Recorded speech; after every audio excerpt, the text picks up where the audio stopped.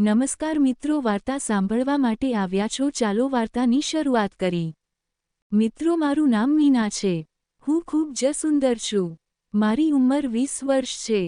ઠંડીના દિવસો હતા। હું મારી મમ્મીના ઘરે આવી હતી।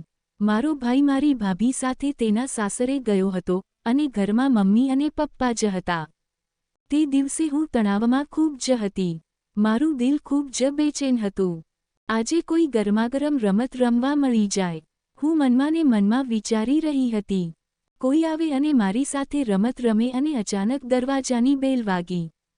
મેં દરવાજો ખોલ્યો તો સામે 4 માણસ ઊભા હતા। એકદમ તંદુરસ્ત હતા અને પાછળથી પપ્પાનો અવાજ આવ્યો, અરે મારા જીગરી દોસ્તો, આજે કેમ રસ્તો ભૂલી ગયા? તે લોકો હસતા હસતા ઘરની અંદર આવ્યા અને પપ્પાને મળવા લાગ્યા। પપ્પાએ કહ્યું કે અમે બધા આર્મીમાં સાથે જ હતા। એક મહેશ અંકલ, બીજા કલ્પેશ અંકલ, ત્રીજા જયેશ અંકલ અને ચોથા કનક અંકલ, બધા એક્સ આર્મીમેન હતા।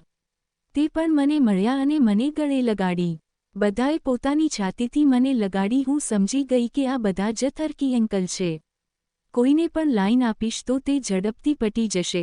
હું એકદમ ખુશ થઈ ગઈ કે એક અંકલને ફસાવીશ અને મને તો 4 અંકલ મળી ગયા। પપ્પા તેની સાથે અંદર બેસી ગયા અને હું ચાય લઈને ગઈ। જેવી હું ચાય લઈને ઝૂકી તો બાજુમાં બેઠેલા જયેશ અંકલે મારી પીઠ ઉપર હાથ ફેરવતા કહ્યું, મીના બેટા, તું શું કરે છે? મેં ચાય રાખી અને કનક અંકલની બાજુમાં જ સોફા ઉપર હું બેસી ગઈ અને મારા વિશે તેમને કહેવા લાગી। તે જ સમયે કનક અંકલ મારી પીઠ ઉપર હાથ ફેરવતા રહ્યા અને પછી વાતોમાં તેનો હાથ મારી કમર સુધી પહોંચી ગયો।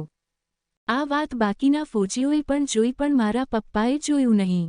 પછી મમ્મીનો અવાજ આવ્યો તો હું બહાર ગઈ અને થોડી જ વારમાં નાસ્તો લઈને અંદર આવી। પછી રાતે જ્યારે હું નમીને નાસ્તો પીરસી રહી હતી તો ચારેનું ધ્યાન મારા તરફ હતું। પછી હું કનક અંકલની પાસે જ બેસી ગઈ જેથી તે પણ મારા મનની વાત સમજી શકે। તે જ નહીં પરંતુ ચારે અંકલ મારા મનની વાત સમજી ગયા। મારી મદમસ્ત જવાનીને બેચેન આંખોથી નિહાળી રહ્યા હતા।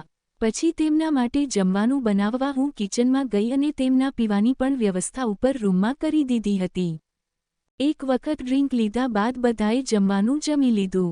પછી મેં અને મમ્મીએ પણ જમવાનું જમી લીધું અને મમ્મી સૂઈ ગયા। મમ્મીએ તો ઊંઘની ગોળી પણ લીધી હતી તેથી તે જલ્દી સૂઈ ગઈ, પરંતુ મને તો થોડી નીંદર આવવાની હતી। ઘરમાં 4 મોટા અંકલ હતા અને હું વગર રમતે રમ્યા વગર સૂઈ જાવ તે કેવી રીતે શક્ય બને? હું ઉપરના રૂમમાં ગઈ, ત્યાં ફરી એક ડ્રિંક્સનું રાઉન્ડ ચાલી રહ્યો હતો। મને જોઈને પપ્પાએ મને નીચે જવાનું કહ્યું, પણ કનક અંકલે મારો હાથ પકડીને મને તેમની પાસે બેસાડી દીધી અને બોલ્યા, અરે યાર છોકરીને અમારી પાસે બેસવા દે, અમે તેના અંકલ તો છીએ। તો પછી પપ્પા પણ માની ગયા અને બધા અંકલ મને ફૌજની વાતો સંભળાવવા લાગ્યા। પછી બધા પપ્પાને મોટા ગ્લાસમાં ડ્રિંક્સ આપી રહ્યા હતા અને તે નાના ગ્લાસમાં ડ્રિંક્સ લઈ રહ્યા હતા। હું સમજી ગઈ કે તે ચારેય મારા પપ્પાને જલ્દી ટાઈટ કરવાના ચક્કરમાં છે। પછી કનક અંકલને પણ પોતાનો કમાલ દેખાડવાનું શરૂ કરી દીધું। તેણે મારી પીઠ પર વિખરાયેલા મારા વાળમાં હાથ ફેરવવાનું શરૂ કર્યું। જ્યારે મારા તરફથી કોઈ વિરોધ થયો નહીં તો તે મારા પર હાથ ફેરવવા લાગ્યા। પપ્પાનો ચહેરો અમારી તરફ હતો નહીં તો પણ અંકલ સાવધાનીથી પોતાનું કામ કરી રહ્યા હતા। મારી પણ હાલત ખરાબ થઈ રહી હતી। મારું પણ મન કરી રહ્યું હતું કે અંકલ મારી સાથે દાવ લે। પછી મેં મારા વિખરાયેલા વાળને મારા ખંભા ઉપરથી આગળની તરફ લટકાવી દીધા। કનક અંકલ આ જોઈને ખૂબ ખુશ થઈ ગયા। અમારી આ બધી હરકતો પપ્પાના બીજા દોસ્ત પણ જોઈ રહ્યા હતા। તેમને ખબર હતી કે આજે રાત્રે તેમનો પણ નંબર આવશે। હવે મારું મન 2 અંકલ સાથે રમવાનું મન કરી રહ્યું હતું। હું બેચેન થઈ રહી હતી, પરંતુ પપ્પા આટલો બધો પીવા છતાંને ટાઈટ થઈ રહ્યા હતા નહીં। હું ત્યાંથી ઉઠીને બહાર આવી ગઈ। સાથે સાથે મેં કનક અંકલને પણ બહાર આવવાનો ઈશારો કર્યો।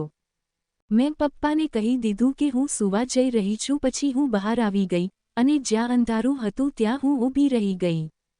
થોડી વારમાં કનક અંકલ પણ ફોન ઉપર વાત કરવાનું બહાનું બનાવીને બહાર આવી ગયા। મેં ધીમેથી બોલાવ્યા, તે મારી તરફ આવી ગયા। મારી પાસે આવતા જ તેણે મને બાહોમાં લઈ લીધી। હજુ 5 જ મિનિટ થયા કે પપ્પા બહાર આવી ગયા અને બોલ્યા, ઓય કનક યાર, તું ક્યાં આટલી બધી લાંબી વાત કરવા રોકાઈ ગયો? જલ્દી અંદર આવી જા। કનક અંકલ જલ્દીથી પપ્પા પાસે ચાલ્યા ગયા અંધારું હોવાથી પપ્પા મને જોઈ શક્યા નહીં. હું ત્યાં જ ઊભી રહી કે કદાચ અંકલ પાછા આવશે, પરંતુ થોડીવારમાં કલ્પેશ અંકલ બહાર આવી ગયા અને સીધા અંધારા તરફ આવી ગયા, જેમ કે તેને ખબર હોય કે હું અહીંયા જ ઊભી છું. કદાચ કનક અંકલે તેને કહી દીધું હશે. આવતાની સાથે જ તે પણ મારા ઉપર તૂટી પડ્યા અને તે બધું કહેવા લાગ્યા, જે કનક અંકલ કરીને ગયા હતા. કદાચ કનક અંકલે તેને કહ્યું હશે કે હું પણ તેનો ખૂબ જ સાથ આપી રહી હતી. ત્યારે જયેશ અંકલનો અવાજ આવ્યો કે કલ્પેશ તું ક્યાં ચાલ્યો ગયો છે? અંદર આવ, હવે મારો વારો આવી ગયો છે. અચાનક અવાજ આવવાથી અમે લોકો ડરી ગયા. અમને ખબર જ ના પડી કે કોઈ આવી રહ્યું છે. પછી કલ્પેશ અંકલ ચાલ્યા ગયા અને જયેશ અંકલ મારી સાથે રમવા લાગ્યા. તે પણ પૂરા મજાથી બધું કરવા લાગ્યા. મને ખબર હતી કે બધા ફોજી અંકલ મારી સાથે ક્રિકેટ રમવા માટે બેતાબ છે, અને હું પણ આની જ રાહ જોઈ રહી હતી કે ક્યારે પપ્પા જલ્દી ટાઈટ થાય અને હું બધા સાથે ક્રિકેટ ખેલી શકું. અને તે સમયે એવું જ થયું. કનક અંકલે પપ્પાને આખરે ટાઈટ કરી દીધા અને બધા મારી પાસે દોડી આવ્યા. બધા મારી સાથે ખેલવા માટે એકદમ ઉતાવળા થઈ રહ્યા હતા. બધા અંકલ મને ઉપાડીને રૂમમાં લઈ ગયા. પછી તે બોલ્યા કે અમે બધા એક પછી એક તારી સાથે રમશું. તું જ કે તને સૌથી પહેલાં કેની સાથે રમવું છે? પરંતુ હું શું કહેતી, હું તો ખૂબ જ બેતાબ હતી ખેલવા માટે. પછી મેં બધા પહેલાં કનક અંકલને કહ્યું. હું ડરી પણ રહી હતી અને અંદરથી ખુશ પણ થઈ રહી હતી, અને મેં બધા સાથે રમ્યું. બધાને ખૂબ જ સારી પરફોર્મન્સ આપી. આજ તો હું 4 દાવ ખેલીને ખૂબ જ થાકી ગઈ હતી, પરંતુ આજની આ રાતની રમત રમવાથી હંમેશા બાળપણની યાદ આવી જાય છે. આપણે આપણા બાળપણની જે મજા કરતા તે મોટા થયા પછી યાદ આવે છે.